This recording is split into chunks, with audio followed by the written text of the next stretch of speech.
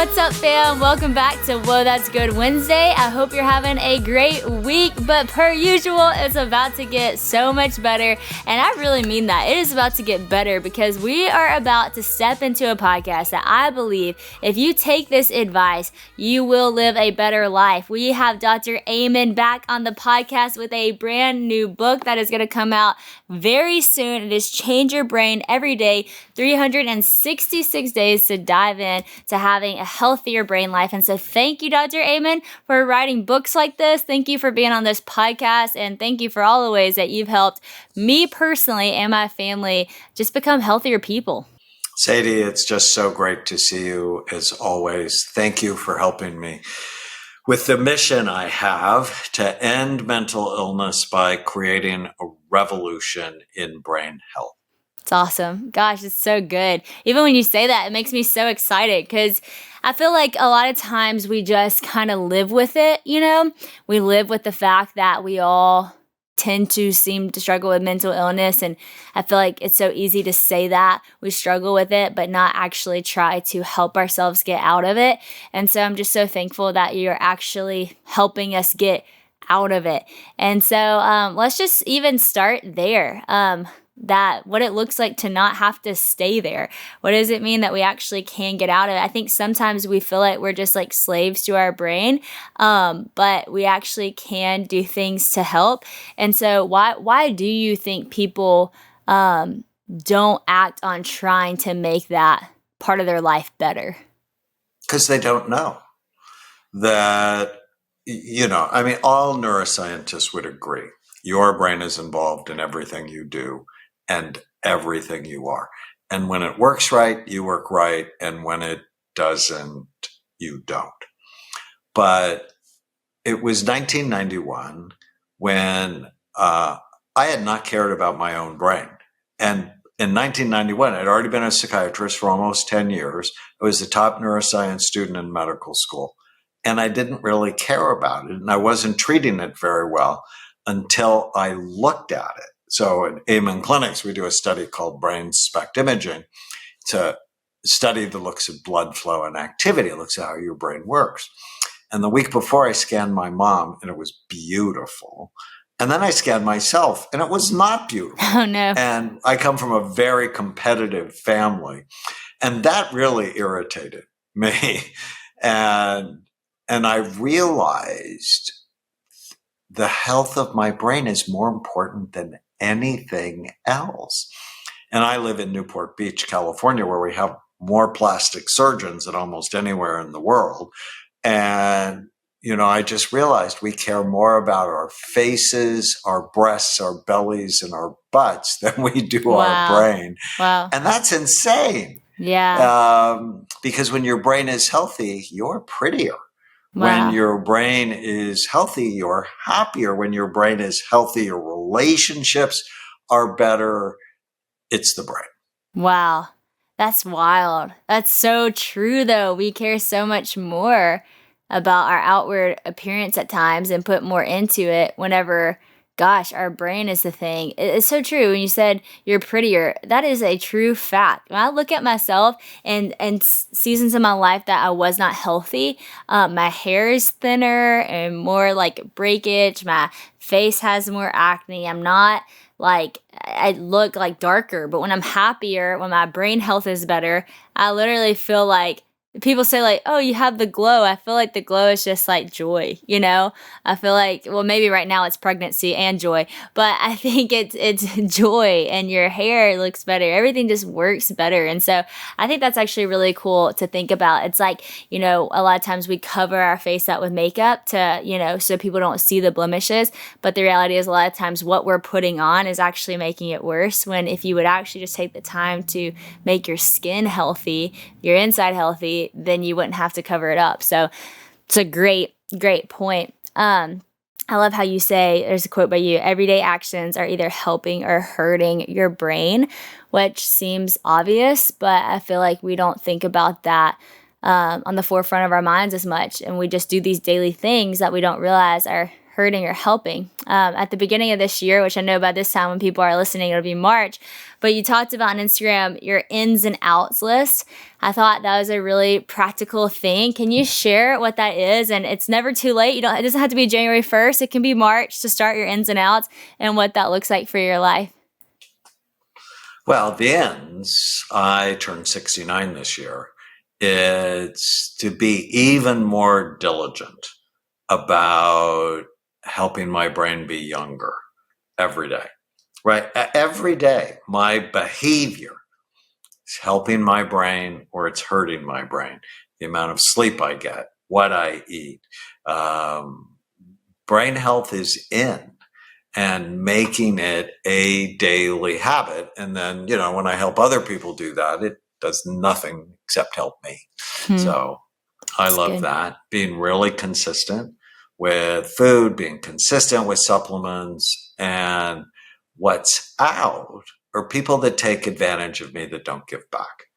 And so when you're a helper, like I am, like you are, we often tolerate people who steal from us, whether it's steal our time or our treasure or our energy. And, obviously for my patients, I give them everything that I have. But the other relationships in my life, I want to prune.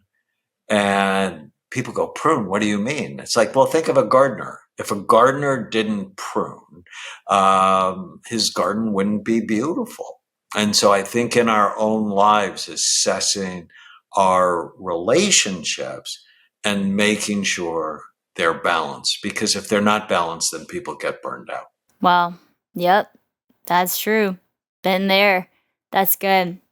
You have a quote in this book that I love so much, and you say, technology connects us to a world of distraction. And right now, my out, I guess, has actually been social media. I've taken some time off social media and really diving into just being present with my family, reading books, playing cards, doing things that, don't involve scrolling. And it has been so healthy for me. And I've just felt so present in my mind.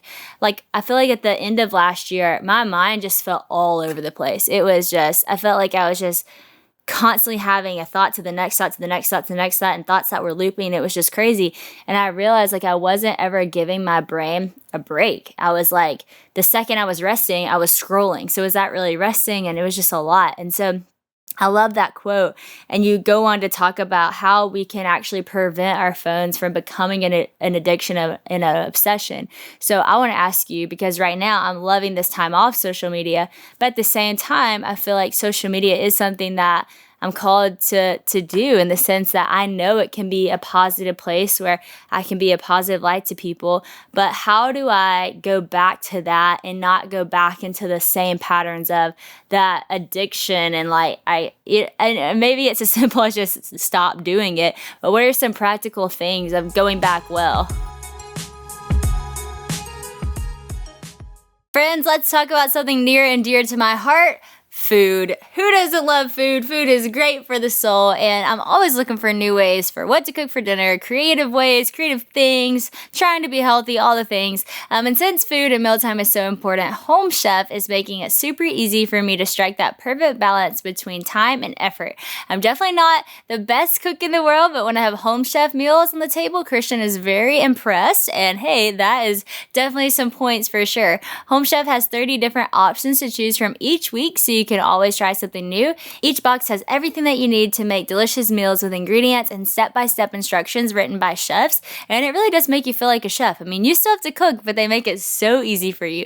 They even have recipes to fit any special dietary needs, whether you're vegetarian, gluten-free, or trying to watch your carbs. And I do like to take my time in the kitchen, but honestly, we are just not in the season to do that sometimes with almost 2-year-old running around the house. And so Home Chef also has really easy oven-ready options, 15 15-minute recipes and even microwave meals. So it's easy cleanup. It's such a breeze and so easy. Home Chef has been awesome for our family. We have received several meals from them, like great like chicken, just different crusted chickens or steaks with potatoes and great sides. And like I said, they have everything you need for the meal. So even like some of the spices, the butter, like whatever you need, they have. And so it's just nice to not have to go to the grocery store and buy all the ingredients for a meal. It literally all comes to your house. And it's just been such a fun, creative way to cook really good meals for the family. So for a limited time only, you don't want to miss this. If you go to homechef.com/whoa, you get 75% off your first box. Heyo, don't miss that. That's huge. Go to homechef.com/whoa for 75% off. That's whoa, WHOA, homechef.com/whoa. For you, it's not stop doing it because your message reaches millions of people. It's you have to trust your team. Yeah. And you have to give it a defined period of time, so say it's half an hour or, if it's a bigger part of your business, an hour, and that's it. Then you have to turn it off. And I like rarely, if ever, read my comments because, on the internet, every idiot has a voice. And so, True. you get these haters and lovers and I'm like, no, that'll pollute my mind. But yet I want to produce, like I've been on Instagram Live virtually every day, just reading one of the essays from the new book because I love the book. I think it's the most important things I've ever said. So that's what this book is, 366 of the most important things I teach my patients, I think myself, I talk about in my public television specials, and I love it. But I'm not going to sit there and read 400 comments and 300 will be awesome and 50 might be hateful. And I'm like, I don't need that input, but I love the community that we've built. And I think developing discipline for creators and then relying on your team, that way you don't have to go away.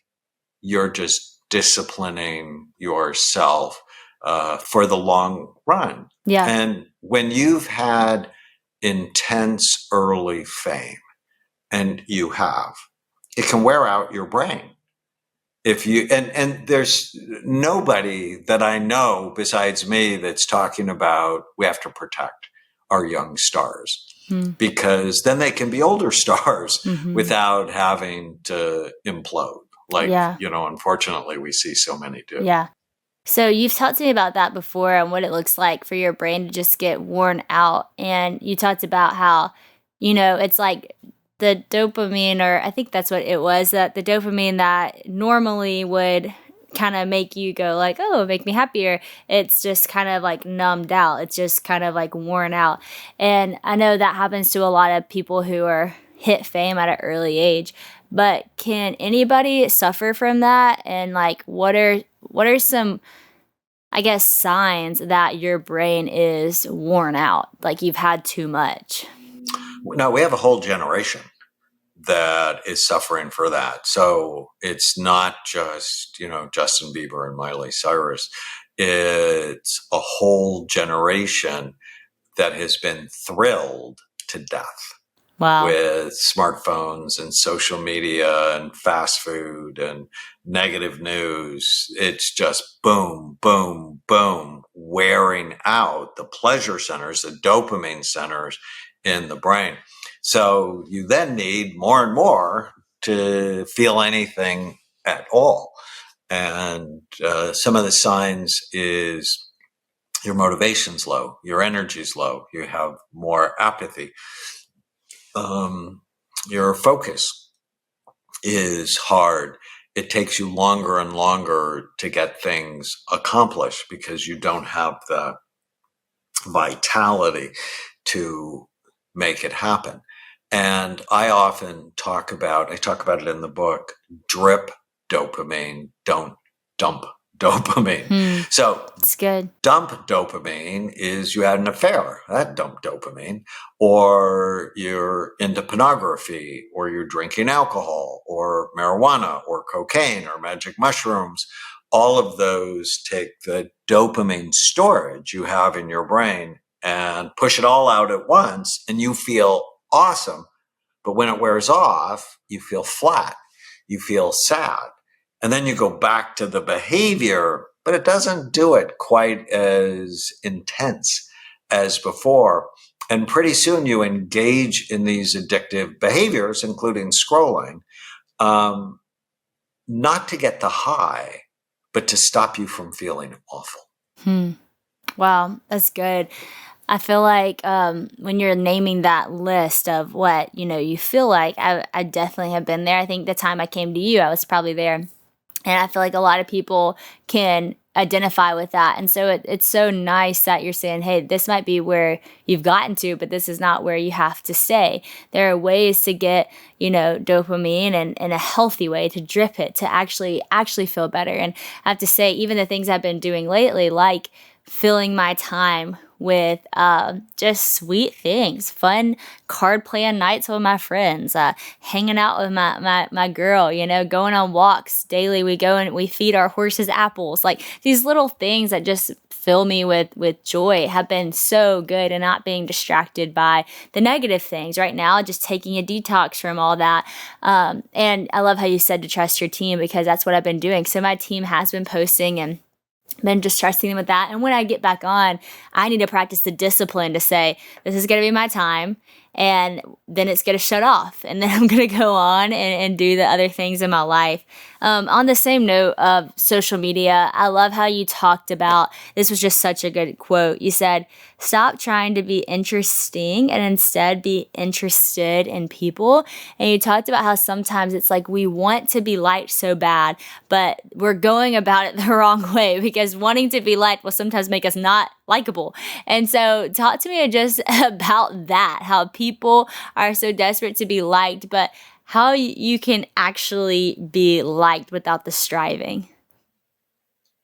Well, I mean, the number one way to make friends, the number one way to have influence in people is to be a good listener. Because when you learn about someone else, they feel like you care, they feel connected. When you just talk about all the cool things you've done, they can't relate to that, and they don't connect to you. And there's a section in the book that I love called A Day in the Book, on how to make your child a Republican, a Democrat, or anything you want. And it's about bonding.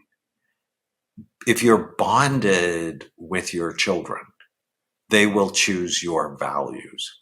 But if you're not bonded with your children, they will pick the opposite values just to irritate you. Wow. So, for example, when I turned 18, it was the first year I could vote. It was 1972. And George McGovern was running against Richard Nixon for president. And my dad, I was not bonded with him. I played lots of sports when I was growing up. He never went to one of my baseball games because he worked all the time. And I'm grateful. I got that hardworking part of me from him, but I didn't really have a relationship with him. And so he was a staunch Republican. Everybody should vote for Nixon. And he told me, if you vote for McGovern, the country's going to go to hell. Well, I voted for McGovern, and the country went to hell, but it had nothing to do with McGovern. It was all about Richard Nixon and Watergate and all that nonsense. So if you want your babies to pick your values, be a really good listener. Spend 20 minutes a day with them. So it's not a lot of time, but 20 minutes a day, it's called special time. Do something with them that they want to do. And during that time, no commands, no questions, no directions. It's just a time to be with them, because bonding requires two things, listening and time. And if you do that, they will stay connected even when they're teenagers, and they'll seriously consider your values as their values. Yo, we've had so much going on in life lately, but who doesn't? Life is full, and a lot of life is fun when it is full. So I'm grateful for that. With pregnancy being in full swing, almost in my third trimester, which is crazy to say, and honey running around like a little crazy person, and us traveling and all the things, it can definitely be hard to stay on top of fitness and health and everything like that. And so sometimes you just got to do something that's a little bit easier, and Athletic Greens makes it so easy for me. Sometimes you just need a little extra boost of energy to keep up with everything, and AG1 by Athletic Greens has always gotten my back. It has over 75 vitamins, minerals, and whole food source ingredients to give you that extra boost of energy and focus throughout your day, and it's just so easy to incorporate in your life. Our family loves this stuff, and I know y'all are going to too. It's just one scoop of AG1 every morning, and you're getting all the vitamins, minerals that you need for the whole day, so that's pretty awesome, and it's so simple. That's why AG1 by Athletic Greens is a big part of our health routine, because it's literally just one scoop and you're getting all the good stuff. Christian loves it so much. He's gotten his parents on it too. We've actually gotten a lot of people on this because it tastes good. It's very smooth, and AG1 was designed with ease in mind so that you can live healthier and better without having to do a lot. Another awesome thing about Athletic Greens is their vitamin D3 plus K2 drops. Anyone who knows me knows that I love vitamin D, and I take it seriously because it makes me feel so much better. I even keep some in my office so my team can always be feeling their best. And the Athletic Greens D3 drops are so easy to use. I just put it in a drink, or you can put it on a snack. You could even take it straight up if you want to, and you get all your vitamin D that you need. It helps support your bones, your teeth, your heart, and it just overall makes you feel a lot better. Plus, each bottle has over 600 servings in it, so this stuff lasts. You will not be running out. You'll definitely get your money's worth. But hey, check out this, because Athletic Greens is giving us a great deal right now. If you get Athletic Greens now, you can get a free 1-year supply of vitamin D and 5 free travel packs with your first purchase by just going to athleticgreens.com/whoa. That's athleticgreens.com/whoa, and check it out today.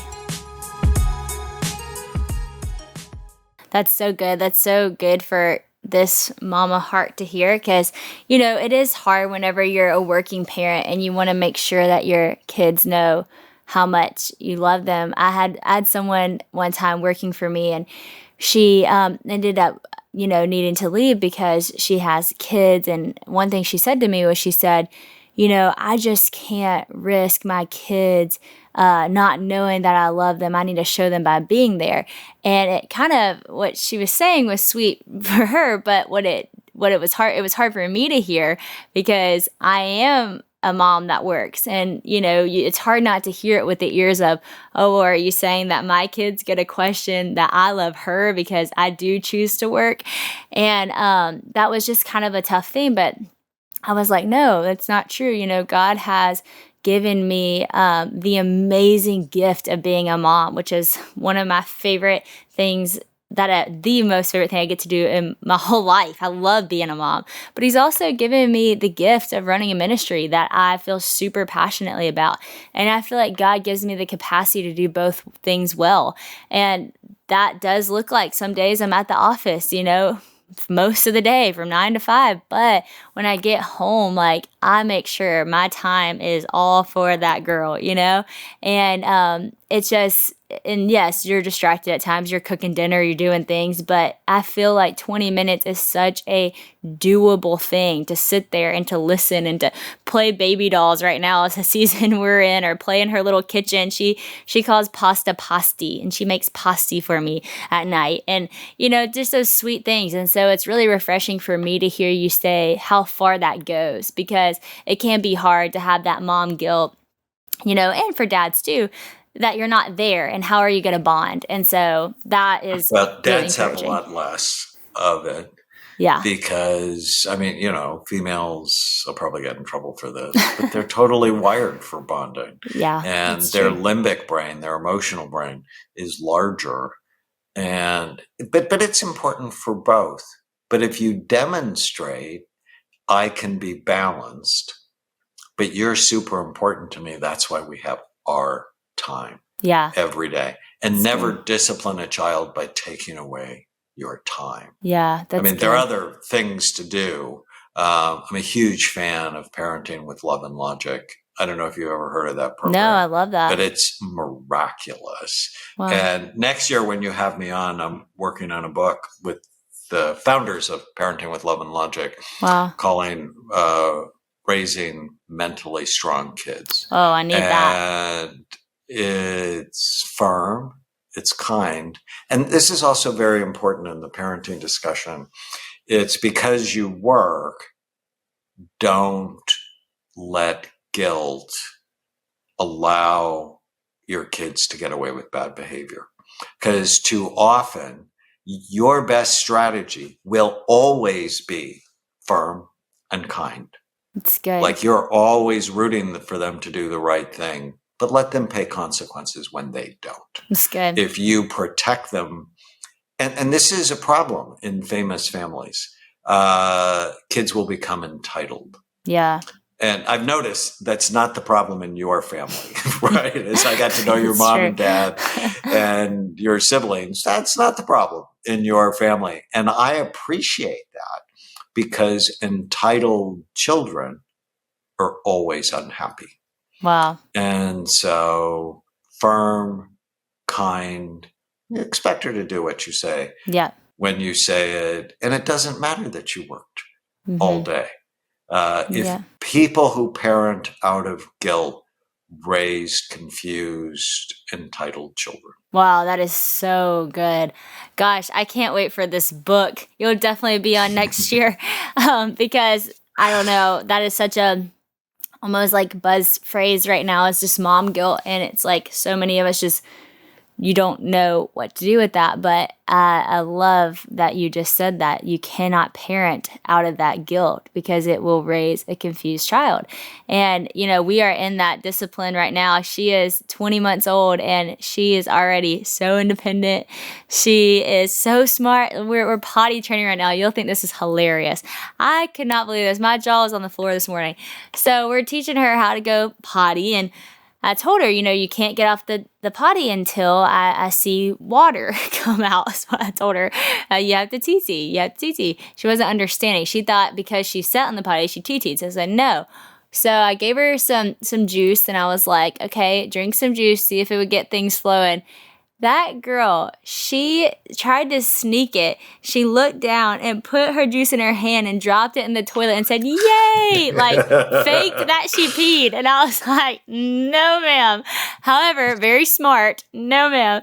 Like, that is not your pee. And so, you know, we're getting into that phase where we're starting to have to, you know, you can't lie. You got to do what mommy says. You got to stay on the I potty. would think that's so creative. Oh, I'm like, wow, Oh, you're so it smart was and so creative. creative. Trust me, we told her. I told her, I said, I gotta give it to you. That was really smart. I was like, but that doesn't count. You're not getting out the toilet. But she is so smart and so creative like that. But even like whenever I ask her, I'll go, did you poo poo? And she goes, no. It's like her live voice, but I'm like, but then she starts laughing, like she'll tell you, like she's already so smart. So we're starting to get into some of these conversations, and it's just funny. So I appreciate that. On the note of parenting, one thing you talk about in your book is brain fog and how to get out of brain fog. And I think, you know, it comes up in conversations when you're pregnant because you have this like pregnancy fog. I call it my pregnant brain. You know, you'll just say the wrong thing or forget a million things. Or a lot of people had COVID brain. I did too. Like, where all of a sudden my brain just felt so fogged. And I'm sure there are like legitimate reasons for both of those things. But when you're just like having brain fog for seemingly no reason, maybe why is that, and how do you shake that? So there is a mommy brain because your brain remodeled itself, especially on the first baby. And you probably noticed that you slept really well before you got pregnant. And then after you had the baby, you weren't sleeping well, because it doesn't happen for guys, but it happens for girls, where your nervous system becomes on hyper alert. That you're like, okay, where is she? What is she doing? And I have to pay attention. But that lack of good sleep is making your brain really foggy. And then some moms will then try to medicate it with bad things, marijuana, alcohol, and that just makes things worse. So the way to counteract it, so if you feel it after you had a baby, make sure someone's checking your hormones, because it's very common for people to have low thyroid after they have a baby. Yeah. And so making sure your thyroid is right and your other hormones, progesterone, estrogen, critical. And then eat a brain healthy diet, which is as many plants as you can, colorful fruits and vegetables, high quality protein, and healthy fat. Kill the sugar and the foods that turn to sugar. And you'll notice your energy soars. Long COVID's a huge problem. Probably 20% of people who have COVID will continue to have neurological or psychological symptoms months later. And it's really important to decrease the inflammation in your brain that COVID, or for some people, COVID vaccines cause. And I like quercetin, curcumins, omega-3 fatty acids. Those are anti-inflammatory supplements. You also want to eat anti-inflammatory foods, which mostly think of green leafy vegetables. It's good. It's so good. It's so practical.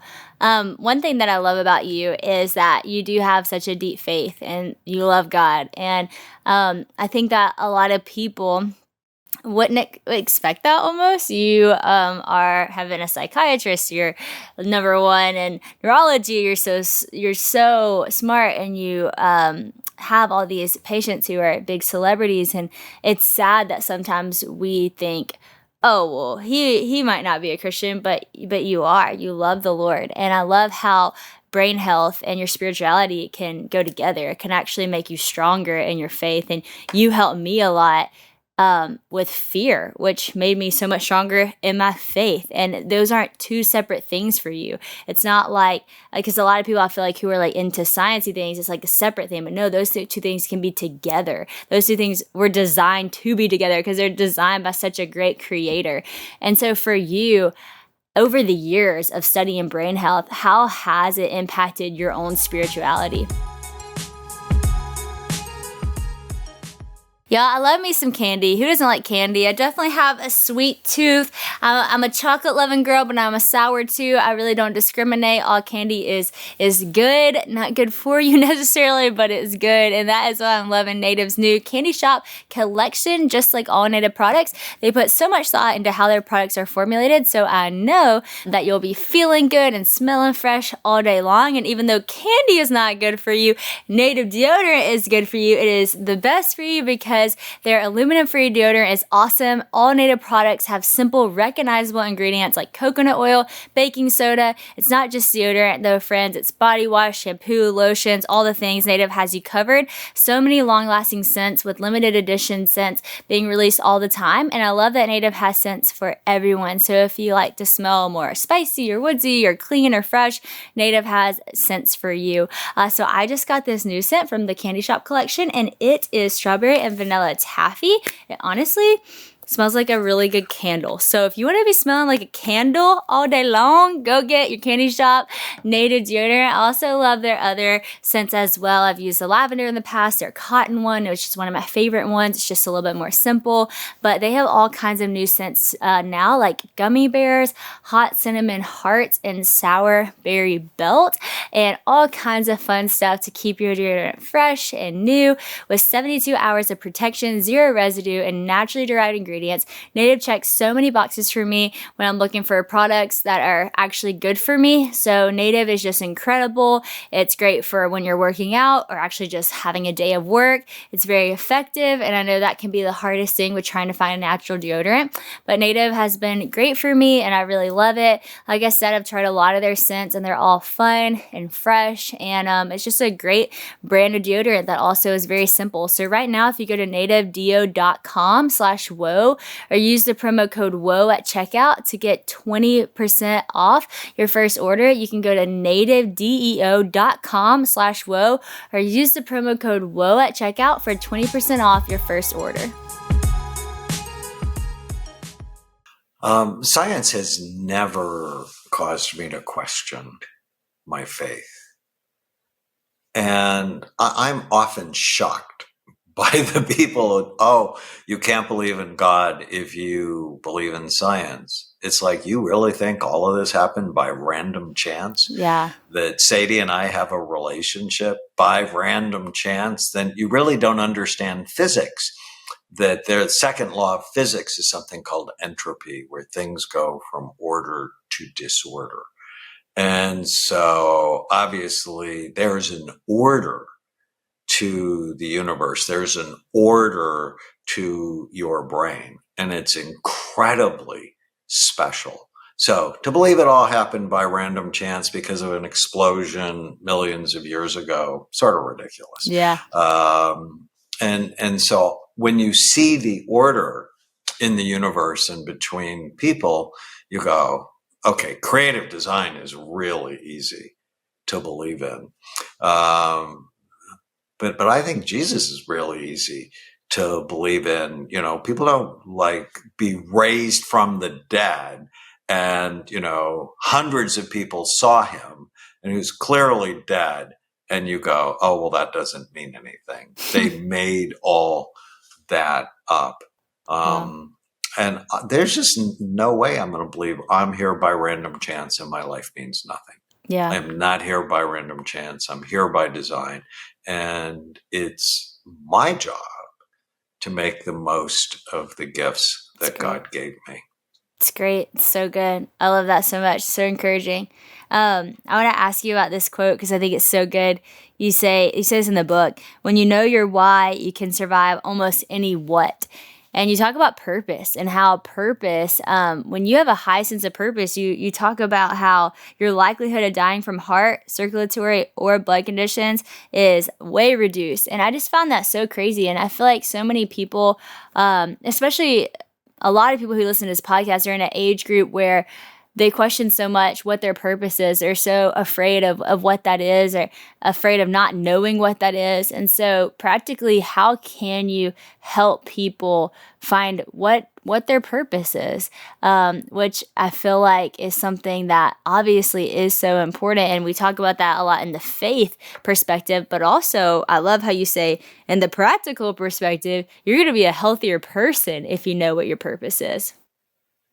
Well, there's actually a great study out of Baltimore where they took two groups of older people, scanned their brains.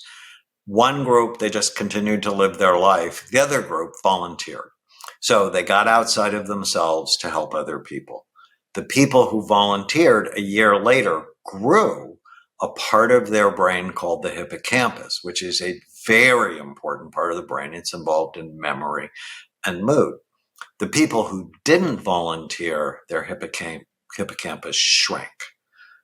And so being purposeful is critical to brain health. There's actually a day, I don't remember which day, where I give people 5 steps to find their purpose, which is, what are you best in the world at? Or, you know, what are you really good at? What do you really like to do? And who do you do it for?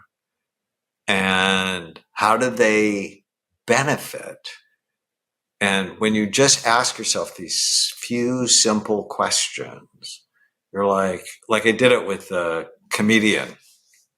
And when we got to the end of it, her purpose was to bring a little bit of happiness to people every day. That's so cool. It was just like super clear. And my purpose is to create brain healthy people. And I love that. It's awesome. I can't do it unless I'm authentic. You know, it's one of the big lessons I've learned. In order to give the message, you have to live it. Yeah. That people who are not authentic are not good messengers. Wow. That's so good. I love that so much. I read this book a while back, and it was talking about being a good leader. And and I've told this story before on this podcast, but I gotta say it again because it's so good. But she wrote like 50 words out, and all these words were really good words. And she said, I want you to choose 10 of these words that you want to live by. So, I chose my 10, relatively easy. And she said, all right, now break that down to 5 words that you want to live by. So it's a little bit harder. So I'm looking at this, I'm like, okay, yeah, choose 5. All right, just 5. So I chose my 5. And then she said, now break that down to just 2.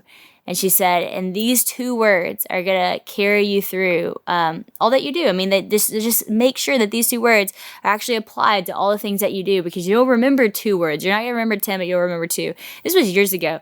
And I read this book, and my 2 words were faith and authenticity.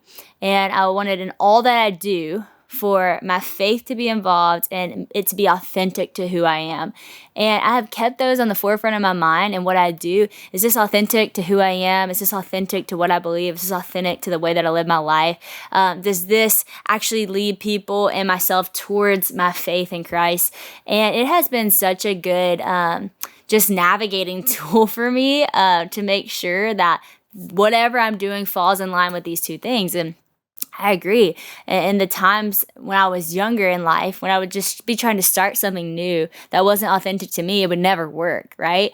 But then whenever I was doing the thing that was just so authentically who I am and what I actually believe and what I actually live my life to, it's stayed the course. It's continue on, and it continues to grow. And I think when you do the thing that's authentic to you, because God intentionally designed you so uniquely and wonderfully, there's just unlimited growth in that. You can always find something new in that. You're going to wake up excited for what today could hold, because man, you put something in me that might come out today that's going to show people another side of the image of who you are. Like, it's just a fun way to live authentically, and you do live in such better leadership. So I love that you said that. I think that's so good.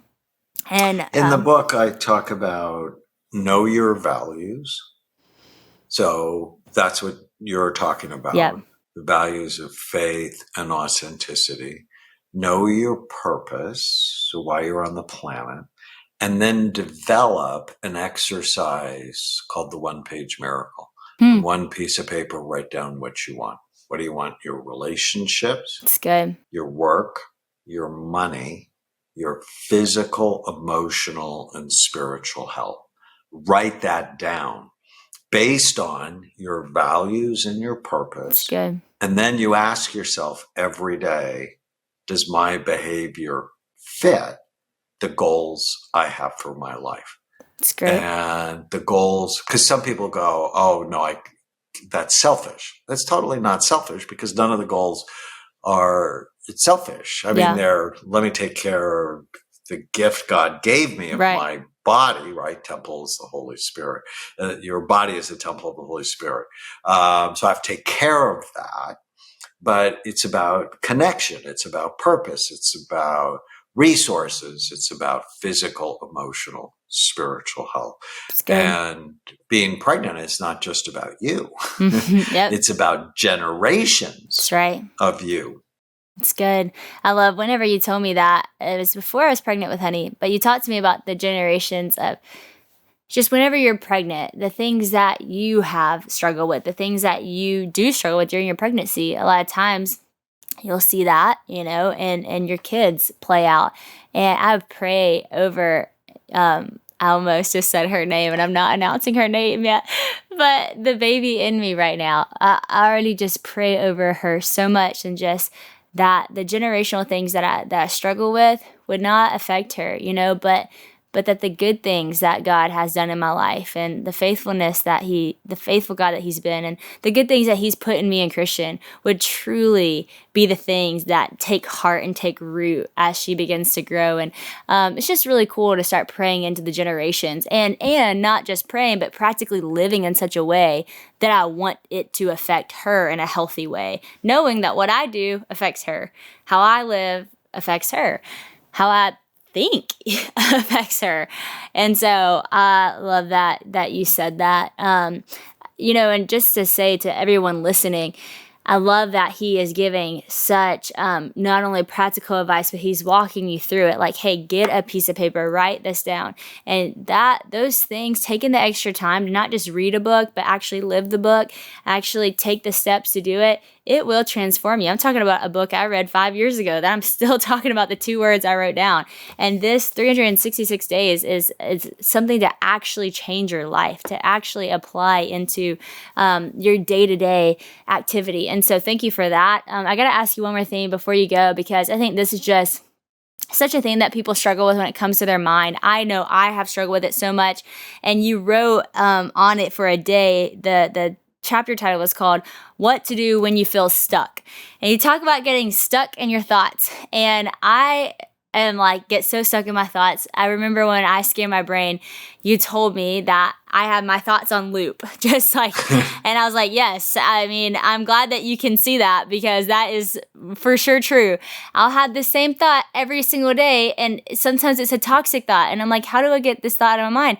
And until you gave me tools to actually work on getting rid of those thoughts, I just felt helpless to those feelings. And so to the person who feels stuck in their brain pattern, in their toxic thought, in that thing that just goes on loop, how do you start to get out of that? Well, it's common. And whenever you have a thought that loops, if you don't correct it or you don't manage it, it gets stronger and stronger and creates a little rut in your brain, and it'll just be on repeat. So I like it when you feel stuck, write out whatever you're thinking, and then take it through this process of, okay, is that true? Is it absolutely true? How does this thought make me feel? How would I feel without it? And then take the opposite of the thought and ask yourself if the opposite of the thought isn't true. It's so powerful. That's good. And meditate actually on the opposite of the thought, nobody likes me. A lot of people like me. And then meditate on a lot of people like me, and then you'll come up with a list of 5 people. And I was actually talking to one of my friends yesterday, and she's like, doesn't everybody have like 50 friends? I said, nope. I think the average is 5.